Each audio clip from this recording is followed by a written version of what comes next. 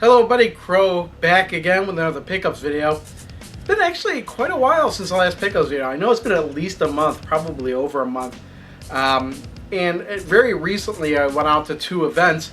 First of all, like on Thursday I went to the Pinball Expo that was in Wheeling. Now I don't have anything to actually show you from that there. In fact, somebody asked me on the video I put up, did I buy any pinball machines this year? And the answer was that no, I was never going to be able to afford any pinball machine there this year. Maybe next year. I don't know. I really don't know. I'm only really looking for specific machines at this point. But I did buy something for the Star Trek machine. But I had the special order it at the show, but I did get show pricing and free shipping, and I will make a completely different video for that when I get it. I may do like an installation video, even though I really don't know how to install it, but it should make this thing look 1,000 times better. Anyway, that was the Chicago Pinball Expo. I do have a video up for that, put it up fairly recently. Also, on that Saturday, I went to Galloping Ghost because there was I guess the people from the PC Engine or FX forums have an event called Octoberfest, and I found out about it through an email that because I'm on the email for the Video Game Summit. So I decided, you know what, I'm not going to go to the Pinball Expo 2 days. Instead, I'm going to go to the Pinball Expo, take a break, and then go to Galloping Ghost because I hadn't been there in such a long time, which is kind of a crime since it's only 5 minutes away. So yeah, I went to Galloping Ghost, and they had we had a room for Oktoberfest. Kind of a small gathering, but Chris from Windy Gaming was there. He brought a small amount of merchandise, and I did buy a couple things from him there. They'll probably be closer to the end of the video, according to the way I have things stacked.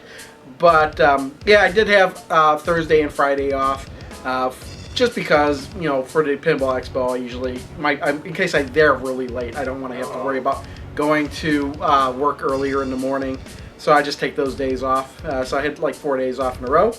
Now it's Tuesday when I'm actually filming this, but I'll still have to edit it. So my goal is maybe to have this up by this weekend. I don't know. Anyway, what did I get? What do I got in this pickups? All right, and I think it was either the last pickups or the pickups before that. We got Skylanders Swap Force, and I actually got a pretty good price for it. $30, I think I paid for it for the PS4. Well, my wife really likes that game, and we did wind up getting a good collection of Skylanders. But, as you may or may not know, the new one came out, Skylanders Trap Team. Now, I wasn't going to get this maybe until it went on sale. But my wife really liked it, and we happened to be at Toys R Us because they always seem to have these Skylander sales or whatever. And she saw that it was out, so we left, and actually she wound up going back later to buy it because she was really into it. And I actually had completed Swap Force, not all the little goals and everything, but mind you, but the basic game, and probably finished a good, 47% of the goals. And I was kind of going in there now and again, but what can I say about Trap Team? This is the Dark Edition starter pack, which was $100 compared to the regular starter pack, which was $75. And the reason we went with this one is because it comes with two of the starters, or comes with two of the Trap guys, which I'll get into later, and then another guy, and it came with the Chaos Trap thing. I'll get on all that while I talk about it, but it also comes with a Trap collection tray, which I won't show because I actually have a thing for the cabinet of just the Skylander stuff now, so I can pull that out and actually put it away more easily than I had it before. But what can I say about Skylander's Trap Team? It's practically the same thing, except with some improvements. One of the things that was really annoying me about Swap Force was every time you'd start the game, you'd have to listen to all this dialogue again and again and again and again and again, and they seem to cut down on the dialogue, all this waiting while you talk to somebody. Like every time you got an upgrade, you had to like listen to the guy talk his whole spiel before you got the upgrade. Here you could just, it's a lot quicker. There's still a little spiel, but it's 2 seconds compared to like 20 seconds. Another big thing was From what I heard in Swap Team, that was the first Skylanders game you could jump. But in this one, you could actually jump and attack, which is something I knew you couldn't do in the other one. The trap itself, there's a new trap you need for this game, and with the gimmick with the game, yes, it is kind of necessary, but this is the trap. I kind of like it's clear in the middle, this LED's up and changes colors. There's actually a hole in the middle for trapping the guys, and there's a speaker built in here. So the gimmick is you have these, and these were the two characters that were in the box. We did get a couple other ones. I might flash some pictures of the other trap masters we picked up. I still need all the elements, so I'm gonna look out for like undead. I do have undead, magic, and one other one. Magic and air, I think, are the two that I don't have. So I'll be on looking at on that when it gets when they're on sale. But these guys, they're the dark edition, so they have different coloring because they came in this pack. But the figures are pretty damn big, and they're also pretty damn expensive. But they have this translucent plastic for the trap masters that's made of trapninium or whatever it is that you use to actually trap. That's the gimmick, to trap the bad guys in the game. So when you play the game, you might encounter a bad guy or whatever that you can trap. He's trappable. These are the traps. We got a whole bunch of these traps because they were, I think it was like buy one, get one for $1, and these are like either $5 or $6 a piece. So we picked up a whole bunch of them, not really knowing what we would really need. It turns out you only really need one of each element in order to actually capture them all, because you could swap them in and out of the traps. But if you did get a trap for each trappable character, that would just make it easier on yourself, so you don't have to, have to keep swapping traps all the time. And occasionally during the game, you'll run into people that say, "Hey, I need this guy. And if you do that mission, he'll redeem himself." And I don't know quite what that does at this moment, but I've been opening these up as I needed them. I have at least 2 of each, so I think that'll last a good long while until they go on sale again, because there's over 40 characters you can trap, and do the math, 40 times 5, that's a good chunk of change unless you get them on sale or get a good price on them. So yeah, it's the same deal. You put them on the portal and they go into the game. It's pretty cool. Good thing is all the other Skylanders we have will work with this game, and they will even retain the money and the level and experience that they had in the previous game. It's a pretty cool effect when you actually beat the guy to trap him, because then you would take this, you would slide it in the hole here, and it's a really neat effect with the speaker, because it sounds like the character is actually being sucked into the game and into the trap, because you hear him yelling and screaming from the trap. Even when you're playing and you have the trap in here, you can swap between the 2 characters, and occasionally they'll yell stuff and do stuff, and I think it's a really neat experience. It's something different. So I'll give it that. A little bit expensive on the pricey side, but if you can afford just a little bit of it, it's worth a try. It's something new, unique, and it's actually a good alternative to DLC. Maybe a little bit more than just doing straight up DLC, because you've got the figures and you've got the chips in them or whatnot. But you know what? I could sell this. If it was DLC, I wouldn't be able to do that. So yeah, that's Skylanders Trap Team. Let's move on. Of course, like almost everybody with a 3DS, I had to get myself a copy of Super Smash Bros. For Nintendo 3DS. And I'll say that this is probably the game I've played the most since the last Pickups video, because I've got it on my 3DS, and it's great for just pulling out and playing a little bit. Now, I didn't know what to expect from this, because it's going to be practically the same game on the 3DS and the Wii U, maybe with slightly different modes, but the same characters. But the problem is that I'm so used to playing it with a like Smash Bros. Melee, Smash Bros. Brawl, so used to playing it with a GameCube controller, and it actually took me a couple days to get the controls to be the way I liked it on the 3DS, because I didn't like the default setup at all. I've changed all the buttons. In fact, I think I'm still going to swap 2 of them, because for me, actually hitting the left shoulder button on the 3DS, it's not going to happen, because when I'm playing the game, I don't have my finger there ready to go. Now I could hit the the right one on occasion if I think about it. So that might be my my grab and throw button when I need it, because I'm used to that Z button, using that for the Z button, and I still need to swap that. But yeah, just the face buttons is mainly what I'm used to using for this. So it's a great game. I've been trying to go through and unlock stuff, everybody in the game. I still got 2 to go at this point. Ganondorf I haven't unlocked yet, and Wario. Had to think about that for a second. So once I have those 2 unlocked, I'll have everybody unlocked. I'll probably do some of the interrupting Jones. So damn, he really distracted me. So yeah, I'm gonna do try to unlock more of the challenges, unlock more of the stuff. I did play this actually online a couple times when I first got it, and I think I played like 3 or 4 rounds online, and I came in tied for 3rd every single time. So not doing too good online. I guess I need a little bit more practice. I do like the mini games and whatnot. The classic mode is what I've been playing the most, actually. I guess I'm going to go into the Smash Run, which is kind of cool because you run through. I almost want to complain about how much there's too much customability in the game, because you can take every character and make custom versions of them. You can create your own Mii fighters. And the reason I complain about it is because I know it's going to suck up a lot more time with this game, but it's a good addition. It really is. If I had to complain about something, it's just that it demands too much of my time. So yeah, Super Smash Bros. For the 3DS. I absolutely, and if this game is, if this is any indication of what the Wii U version is going to be like, and it's going to be similar. The Wii U version will easily be my favorite in the series.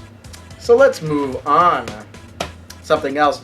This is a game. When we first got the PS4, which wasn't too long ago, a couple months ago, I saw this game and it was pretty cheap. It was $30.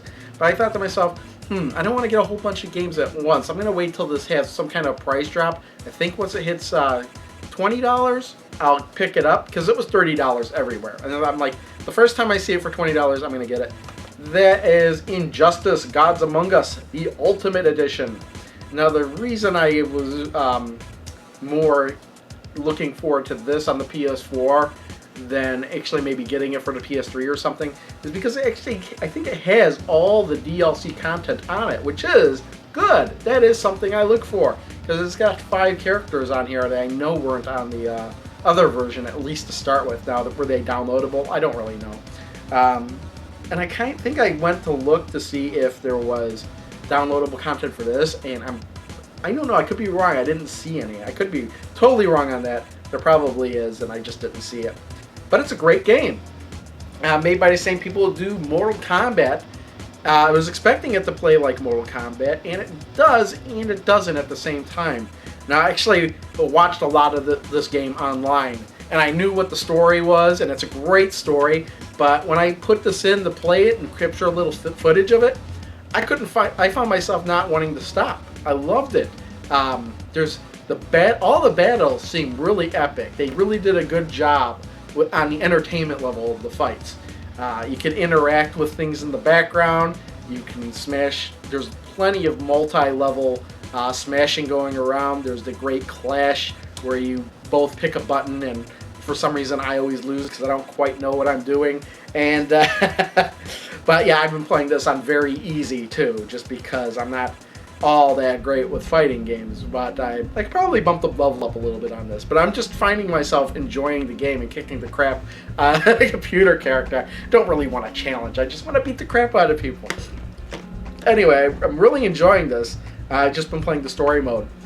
And great game. Great game. I'm going to have to try some of the other modes sometime when I put this back in. Lots of games to play. Let's move on. I'm not really doing these in any particular order, in case you're wondering. Just kind of going system by system. So for the Wii U, I knew this game was out, and I went to Club Nintendo, and in Club Nintendo you get bonus points if you say you're going to buy something, and then you actually buy it and do the survey. well, it actually reminded me that this game was out. I'm like, yeah, I should probably get it, and that's Wii Sports Club. Now, I know it hasn't gotten the best of reviews, like, and a lot of people are saying, well, it's just pretty much the same as Wii Sports, and that's true, but again, it's on the Wii U. It's got some additional stuff. I think you could actually buy, the individual sports separately through download, but I wanted the whole thing on disc. I really am. I'm a physical media type of guy, and given the option, I will always go for the physical media, even if some of the games I'm not really interested on here. But what do we got? We got tennis. The same day we bought this, we ran home. $40, not a not a discount price or anything, but I did it just so I could have complete my Club Nintendo thing. But we were really in the mood for some Wii Sports, me and the wife. So we went through and we played most of these. The only way we didn't play was boxing. We didn't play boxing because we weren't even into that in the Wii Sports Resort. So I don't think we'll ever play boxing. But tennis, we had a good time playing tennis. Pretty much the same tennis game. I can't remember if there was anything different, but it was pretty much the same from what I remember. Bowling, we played both the regular and the 100 pin. I really like the 100 pin, but my wife actually prefers the regular bowling. So pretty much the same thing there, nothing special. Now the golf was much, much, much improved. We played like 3 holes of that because my wife really isn't interested in golf, but I had to see it because I knew that it actually used the gamepad. So you put the gamepad on the floor and you kind of line up your shot and you look at your the ball and you swing, and it gives you a much better idea of how hard you're going to swing because you can look at the meter on the tablet or the game controller that's on the floor rather than having to look at the TV all the time, and it gives you a better it makes it easier for you not to hook or slice on accidentally. Even though it took me a while to figure out how not to do that. But yeah, golf is much improved. Still not a great golf game. Like I wouldn't play this over Hot Shots Golf or anything. But it is a unique setup, and there's really nothing else like it anywhere else, as far as I know. Controlling it with the Wii remote and the gamepad. And then there's baseball, which is very much improved from the previous versions as well, because the pitcher, the person who's pitching, uses the gamepad, and the person who's batting uses the Wii remote. So pitching is different, and in catching the ball, you have to kind of look up in the sky and catch it. That was pretty cool. Again, just the batter just swings away. And pretty much the same thing there. I guess you compete online too, which I really haven't done. And there's training modes, which I haven't done too. I'm just reading the back of the box now, apparently. So yeah, Wii Sports Club, great pickup. 5 Sports, it's Wii Sports. What do you want? I think it's a staple. I think you almost have to get this at some point. If it drops down to $20, I'd say must buy. But for me, $40, I couldn't wait. I had to get it. Next one, I actually bought this at Target. It was really cheap. I saw it for $9, looked it up on Amazon, and it was going for pretty much the same price. So I was like, I'm going to get this because I don't have it. And that is Dead or Alive 5. Now I know there's Dead or Alive 5 Plus, but I figured for $10 I'll just get this, and if I ever do see Dead or Alive 5 Plus, I could swap it out with that one. But I had all the other Dead or Alive games, didn't have this one. Like I say, it's actually pretty entertaining. I was playing the story mode, and it's Dead or Alive with improved graphics. What can I say? Hey, how's it going? What do you want? Because to me, Dead or Alive series has always been like a rock, paper, scissors type game. Except here it's a, punch, kick, throw, and repel or whatever, counter. It's attack, throw, counter instead of rock, paper, scissors. And it works. What can I say? I mean, is it kind of like a button masher? Kind of. You kind of do have to know what you're doing. I guess you could say that for almost every fighting game, though. Except for Virtua Fighter. You really have to know what you're doing in Virtua Fighter. But yeah, I'm entertained by it. The first Dead or Alive game I ever played was Dead or Alive 2 for the PS2. I got the PS2 at launch, and I wound up getting Dead or Alive 2 at launch too. And that game impressed the hell out of me, so I'm forever bound to getting every sequel that comes out, I think. eventually, because I don't have Dead or Alive 5 Plus. And I probably will never pick it up on the Dead or Alive that's on the 3DS. I was going to say that about Smash Brothers. I normally stay away from fighting games on handheld systems, but I made an exception with Smash Brothers just because it's not your typical fighting game. And I don't regret it. I really do enjoy it. I think it works out pretty good. Half-price books, a store I barely ever go into, had some surprises for me. First surprise I saw was this game, Shocks. I haven't really heard of this before. I think I might have heard of it vaguely once. But price tag, $2.99, and it was a rally game. EA Big, the same label that did like SSX Tricky. And I was like, I gotta get this. And holy crap, I popped this game in, and it was better than I was expecting. Totally arcadey, rally type game. Really fun. I really like how they have the dramatic camera angles. When we hit a really big jump, they slow it down. They do a dramatic camera angle and then bring you back when you land. I think that's pretty impressive. I like that. I like that kind of stuff. And they have these Shocks checkpoints during the race, and I think there's like 3 of them per lap. So there's a starting point and an ending point, just kind of almost, I wouldn't say arbitrarily, but they're the same points through the lap. And when you enter one, it's like Shock Zone, and the timer goes down, and you try to get a time that gives you a gold or silver or bronze. And you do that for your laps, and sometimes you could try and go for gold. I don't know exactly what it gets you, but it's fun to go for. But yeah, this is really fun. I was really impressed by this. Next time I plug in my PS2, I think I'm going to have to play this again because it was damn good. Also, at half-price books, and the only reason I picked this up too, it was really good condition, had the manual and everything. Same thing with this game, Soul Calibur 3, $3.99, cheapest price I've seen for this game. And this is really good condition, has the manual in here too. And I was really on the lookout for Soul Calibur 3 for quite some time, but all I ever kept seeing was the greatest hits version, and it was like over $10 every time I saw it, and I'm like, that's not what I want to pay for it. I mean, I have Soul Calibur, I have Soul Edge, I think, for the PlayStation, Soul Calibur for the Dreamcast, Soul Calibur 2. I know it was out for the PlayStation, GameCube, and Xbox. I think I have it for the GameCube. Let me check that real quick. Yeah, I actually have it for the GameCube and the Xbox. I don't have the PS2 version, which I should really be on the lookout for because that triad of games there had a different bonus character. The bonus character in the GameCube one was Link from Legend of Zelda. The bonus character in the Xbox version was Spawn, and the one in the PlayStation version was Heihachi Mishima from Tekken. No bonus characters in this one. In fact, I think the PS2 is the only system this game came out in. But I didn't have it, and I have Soul Calibur 4. Do I have Soul Calibur 5?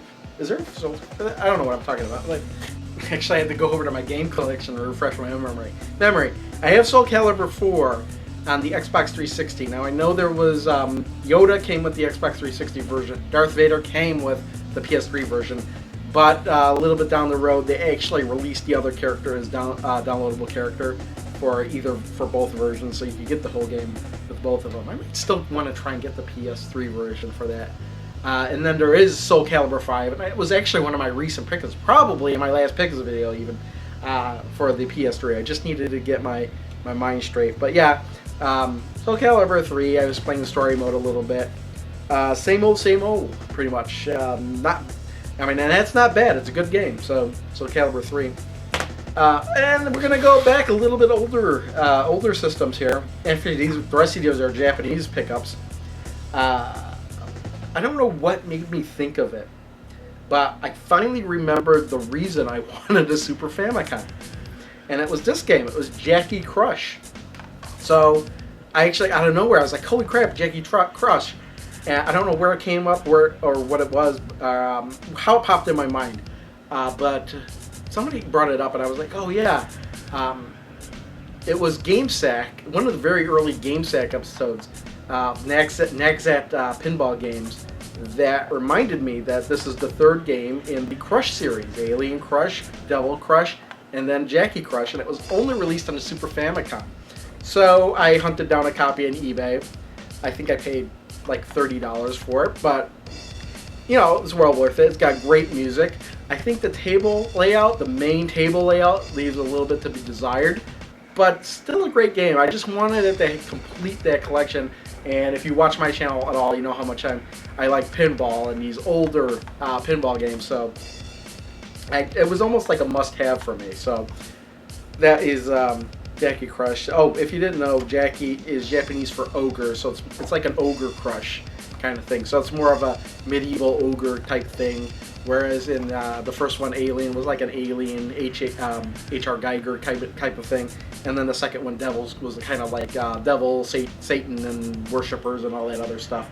And this was like medieval ogres. And why is the cat in there? You should not be there! Get out of there! Anyway, Jackie Crush. And then, and then these last two I picked up at Oktoberfest from Chris from Windy Gaming. I was kind of going through his stuff. He had a lot of TurboGrafx, PC Engine stuff, but nothing was really catching my eye. He had Time Gal, which is a game I'm actually looking for the Sega CD, but he had it for the Mega CD, and I was like, I'd rather have the US version. So I'm actually hunting down a copy of that now that it's fresh in my mind, actually. So I went through and I was like, and I started going through all of the Super Famicom stuff and the Famicom stuff, and I saw two games on the Famicom that really caught my eye. The first actually that caught my eye was this one. This is Binary Land. It's complete in the box. It has the manual.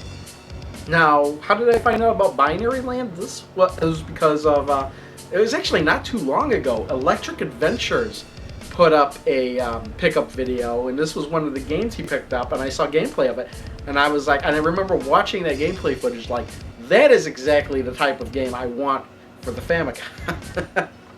And it's kind of like a puzzle game. It's a little bit action, a little bit puzzle, but you control both penguins at once. And but the thing is, though, they're kind of divided into like this area, and you got to navigate the room. But up and down moves both penguins up and down, but left and right moves your penguin left or right, but the opposite direction for the other penguin. And you both have like the spray. You could spray the spiders. If you get hit by the spiders, if either character gets hit by the spider, it's game. It's pretty much you've lost a life. But if you get caught in the web, the other character can go and rescue the other character, or the character that's caught in the web, as long as they don't get hit into the spider as well. And then the goal is to meet up at the caged heart at the top of the screen. And you kind of have to match up both squares at the same time. So it's actually a really clever game. I really like it. And I really haven't seen too many games like that. That's a perfect title to get if you have a Famicom, because I think it was only released in Japan, and kind of a weird name for a game anyway. Binary Land with penguins? Wonder where they came up with that. Binary Land. I don't know. I really do. Maybe they explain it if you beat the game. But I only really got to level 6 before I died, so I'm going to have to pop it in and play it again. Yeah, it was a great game to play on a Retron 5, by the way. And then here's the other Famicom game I got. Oh, this was marked at 25. The other game was marked at 20. He said, I'll take them, you can have them for 40. I'm like, perfect. So the other game is also complete in box. It is Road Fighter. Now, honestly, I didn't really know too much about this game. I'm trying to angle it so the light doesn't reflect off the nice plastic cases that I got with both games. I'm going to keep them in there too, because these are the only, not really the only, but the only boxed Famicom games I have. So this is has the manual in here as well. I do have Splatterhouse Wanpaku Graffiti in a case, but that's like a clamshell Namco case. These are like the original cardboard ones, and I think this case is great to just help protect them. But this is Road Fighter, and I looked at the back of it, and there's a picture of racing top down, and I'm like, that's perfect. I love games like that. Games like Le Mans on the Commodore 64. Games like Spy Hunter top-down view. Turbo, that kind of thing, not so much.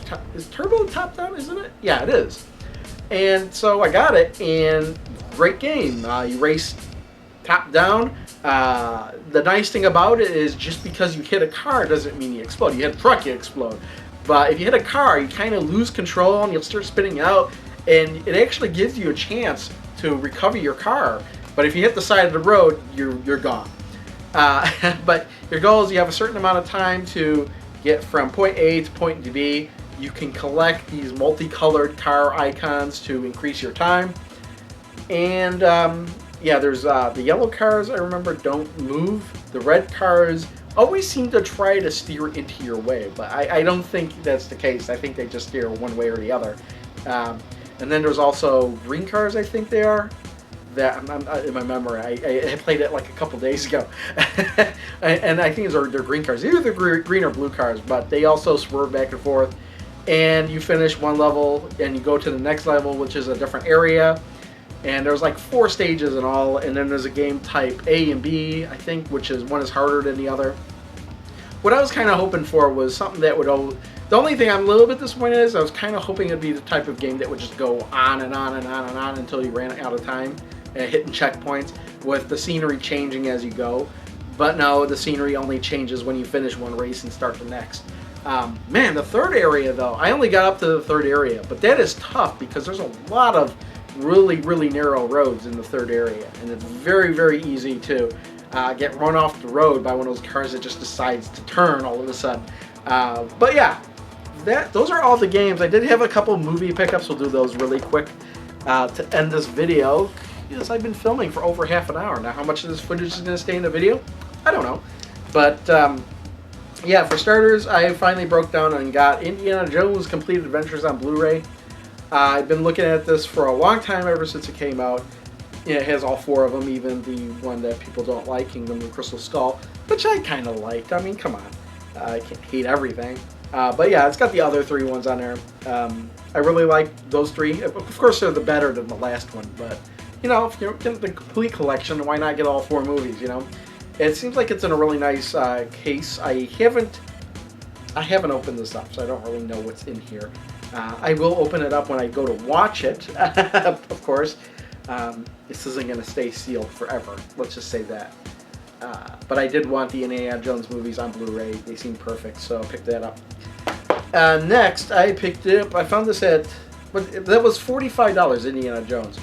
And I figured, you know, I might as well get it. That's about $11, $12 per movie. That's a decent price, I think. There's actually 7 discs in here, so I don't know what is on... No, 7 hours. There's 5 discs, so there must be 1 disc with bonus features.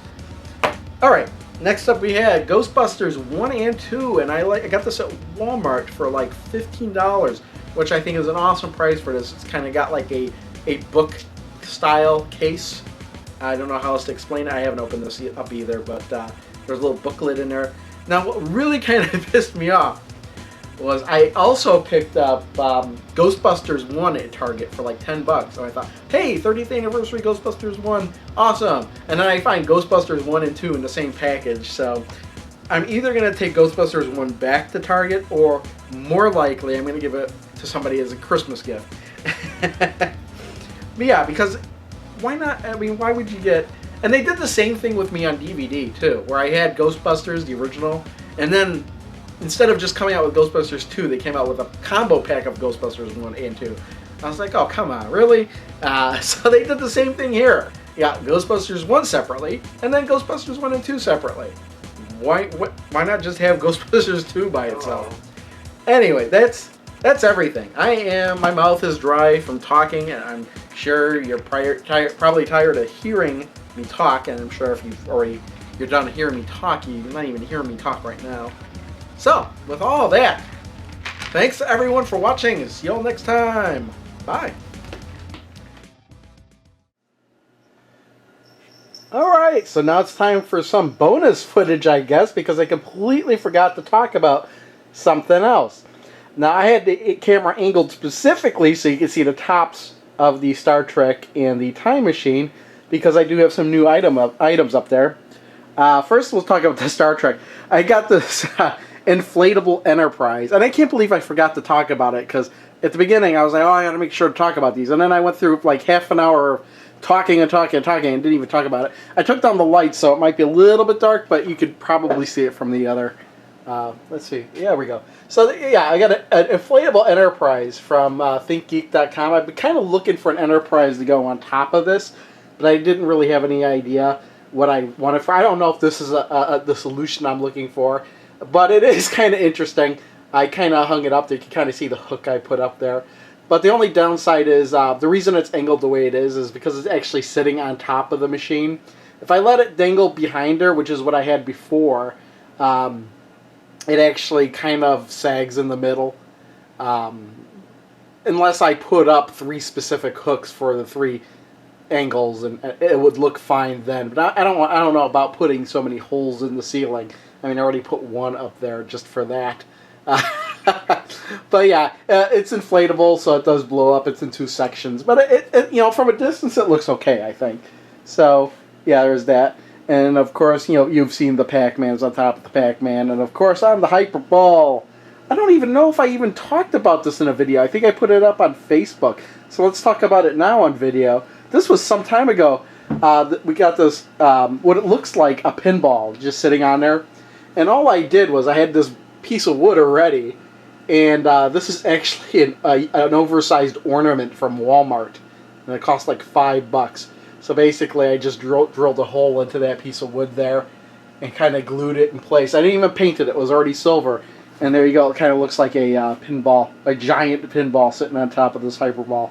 So I did like that. I can't believe I never talked about that on video. But then more recently from Toys R Us picked up this T-Rex. I was kind of hoping to find a pterodactyl with like a large wingspan to put on there. And they had one, but it didn't look that good because it was like a remote controlled one and it was like $40. This, on the other hand, was on sale for $15. And I was like, yeah, dinosaur, let's just throw it up there. So, yeah, I got a T-Rex on top of the time machine because I thought a dinosaur would look pretty cool up there. So, yeah, there's your bonus footage. Again, thanks everyone for watching. See you all next time. I'm going to start editing this video. Bye.